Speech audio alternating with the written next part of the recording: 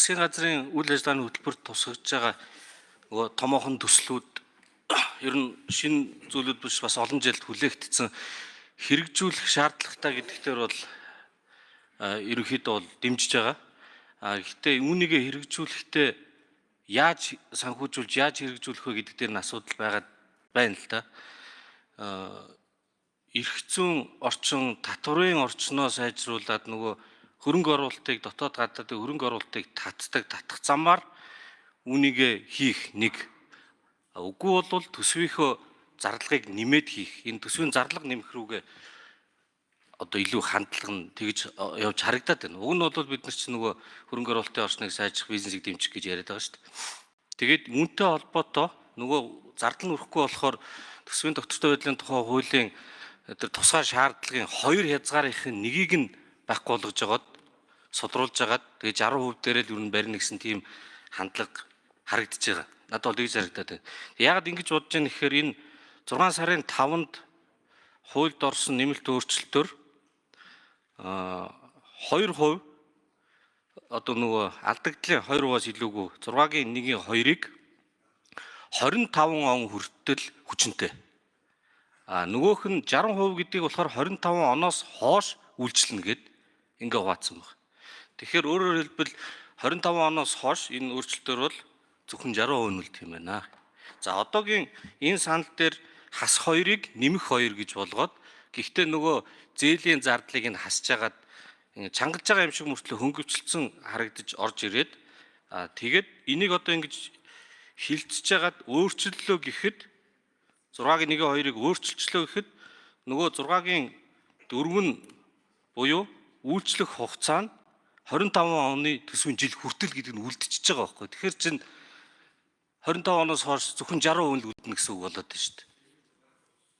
Тэгэхээр энэ харин ер нь бол санаа нь бол тэр юуны нэмэх хас 2-ыг угаасаа байхгүй болгох чи гэсэн санаатай яваад байгаа юм. Зөвхөн 60 дээрээ байгаа байх гэсэн санаа уншигдж байна. Энэ зөв үү?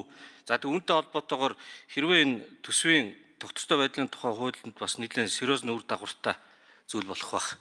Төгслийн сахилгаатын хувьд бол тэгэхээр үүнийг ярьж байгаа бол заавал энэ 24 оны тооцоололтой хамт ярих шаардлага байсан юм болов уу? Энэ 25 оныхоо төсөвтэй хамт ярил яасан юм бэ гэсэн ийм асуулт байна. За баярлалаа. За эхлээд Болдын жавхлан сангийн сайд хариултгий. Дараад нь Сэдэвлийн даваас руу байнгын орон дарахыг. Хуулийн тайлбарыг их хурлын хамгааллын газраас хийнэ. За зөвлөж шинэ асуултанд хариулъя. За та их зөв нюанстай нарийн сайн харсан байна. Ер нь яг наад асуудал чинь болчиход байгаа байхгүй юу? Одоо өөрөөр хэлбэл засгийн газар за энэ төсвийн юм хариуцдаг сангийн сайд нь төрийн төвийн хууль дээр гарч ирэхэд л ийм айхтрын болцсныг олж мэдлээ. Энэ бол айгүй ноцтой асуудал байхгүй юу? Одоо надад өнөө хайнах юм. 6 сарын 5-нд нэлээд олон хуулиуд батлагдсан л да.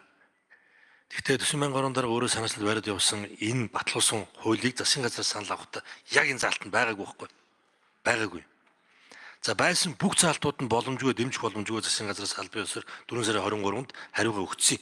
Тэгээ бид нар санаа амар байжсэн. За гэтэл сая ингээд харсан чинь ийм заалт орж ирээ батлагдсан. Ингээд Монгол улс 25 оны 1 сарын 1-ээс төсвийн алдагдлын хязгаар байхгүй болчихсон. Яг өнөөдөр бид нар 60% гэдэг өөрийн хязгааргүй болцсон явж байгаа.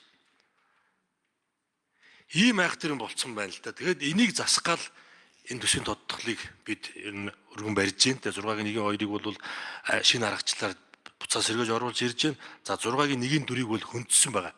Өнөөгийн үндсээр биш, нэрлсэн үндсээр тооцно гэдэг үндс оруулж ирж байгаа.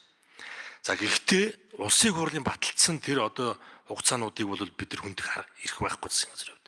Тийм учраас энийг улсын хурл одоо санаачлаад мэдгүй ямар үцээр яаж явах хэвтэй. За одоо хуулийн дүгнэлтийг нь сонсъё.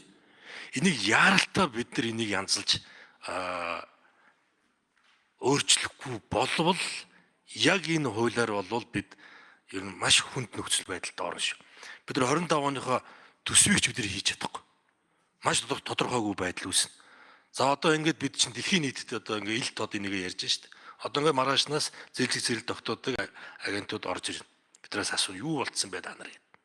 Олон улсын валют сангаас өнөө шөндөө бараг имэйл ирэх баг. Тэгэхээр энийг яг алдаж болно. Гэхдээ засч бас болно шүү дээ. Тэгмээс энийг бушуухан засаад ингээд одоо бид төсвийн тусгай шаардлагуудыгаа буцааж сэргээгээд ингээд цаашаа явах нь зүйтэй. За би одоо нэлээд ойлгомжтой хариулт өгсөн болов уу гэж ингэж ойлгож байна. Тэгэхээр хоёр заалтыг байхгүй болгох гээд нэг нь байхгүй болгох гэдэг юм биш. Ер нь хоёр заалт маань хөрөг бараг байхгүй болчиход байгаа байхгүй юу? Бид нар тийм одоо хуулийн дээр одоо ажиллаад байна гэсэн үг. Энийг нь буцааж сэргээж оруулж ирж байна гэсэн үг. Тэгэхээр нөгөө хас хоёрыг нэмэх хоёр болгоод суур зардлыг шинэ томьёол болгож орж ирсэн ч гэсэндээ одоо хязгаарлалт ингээ орчлоо гэж бодоход нөгөө 6-гийн 4 чинь 25 он хүртэл гэж заасан байгаа шүү дээ. Тэгэхээр хэрвээ бид нар энийг хүлээж авах юм бол 6-гийн 4-ийн тэр заалтыг хүчингү болгох хуулийн төслөөр орж ирэх ёстой гэсэн үг. Одоо бол орж ирээгүй байгаа. Зүг бодож байна. Тэгэхээр энийг бид нэр одоо залруулах шаардлагатай л гэж болж байна.